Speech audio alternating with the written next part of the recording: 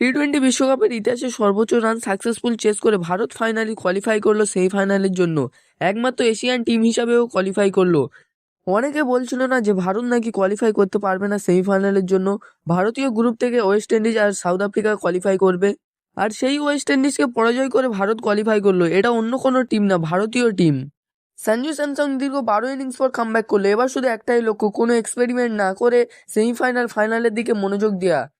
ইডেনের মাটিতে এই প্রথমবার ওয়েস্ট ইন্ডিজ হারলো টি-20 বিশ্বকাপের ক্যারিয়ারে। ভারতও কোনো সময় হারেনি। ওয়েস্ট ইন্ডিজ কিন্তু অনেক ভালো প্রতিদ্বন্দ্বিতা করেছে, যেখানে ওয়েস্ট ইন্ডিজের পাওয়ার প্লেতে কোনো উইকেট হারায়নি, আর সেখানে আমাদের পাওয়ার প্লেতে 2টো উইকেট পড়ে যায়। অভিষেক শর্মা কামব্যাক করার পরেও ধারাবাহিকতা বজায় রাখতে পারেনি। এই ম্যাচে 11 বলে 10 রান করে আউট হয়ে যায়। ঈশান কিষানও সেম 6 বলে 10 রানই করতে পারে।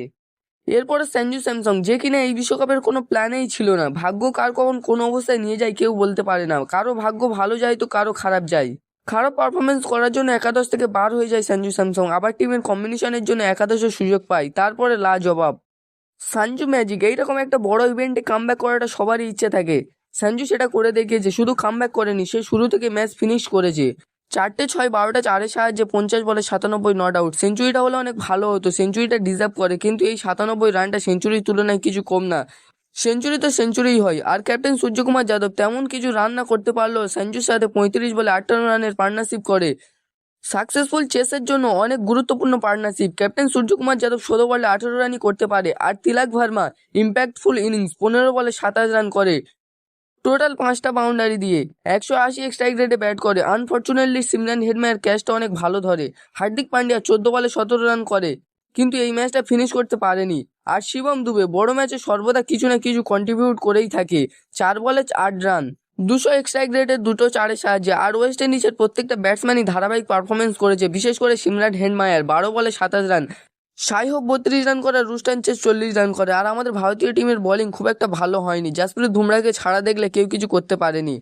জাসপ্রীত বুমরা 4 ওভারে 2টো উইকেট নেয়। জাসপ্রীত বুমরা সর্বদাই বড় ম্যাচে দুবের মতন কিছু না কিছু কন্ট্রিবিউট করে থাকে।